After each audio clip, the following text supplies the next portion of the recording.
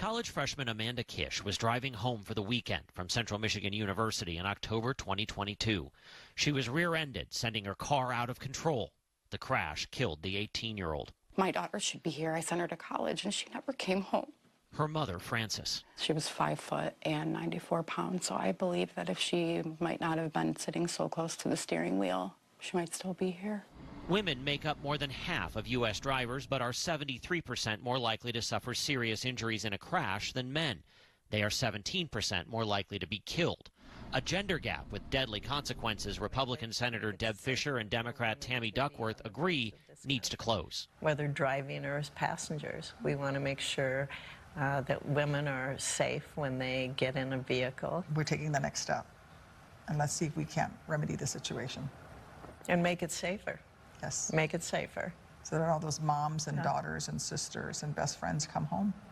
A bipartisan group of 4 women senators are sponsoring the She Drives Act to update federal crashworthiness tests by requiring the use of advanced test dummies that better reflect the driving public, including one simulating a 4'11", 108-pound woman. Are women hitting the dashboard at a different spot than men? Are we hitting a particular item in a car more often, and that's causing more injury? And that's where these crash test dummies that are, you know, the size of the average woman will help us gather that data. The current test dummies were developed in the 1990s and represent a 5'9" man weighing 171 pounds. The new Thor test dummy has been available since 2020 and is widely used internationally. Its manufacturer says it includes more than double the data gathering capability of older models. So the rest of the world is using a smarter dummy than the U.S.? Correct. Humanetics CEO Chris O'Connor. If this law passes, does that make vehicles safer in the long run?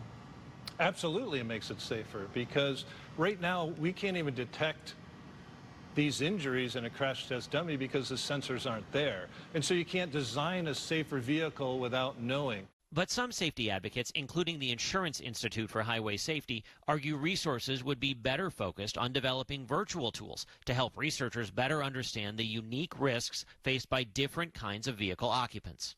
Her voice. I miss her voice so much. Frances Kish just hopes this new focus on women's auto safety will mean another mother won't feel her heartbreak. For CBS Mornings, I'm Chris Van Cleve in Wyandotte, Michigan. Responding to our reporting, the Department of Transportation says Secretary Sean Duffy appreciates Congress' interest in resolving this issue and is committed to accelerating the process to improve safety for all Americans, adding regulators are in the process of testing and evaluating updates to the new test dummies. I think this is such an important story. It never occurred to me that there would be any difference in the rates of men and women. Me neither. And speaking of dummies, this one's a no-brainer. You can't look at that data and conclude anything other than we need to do something.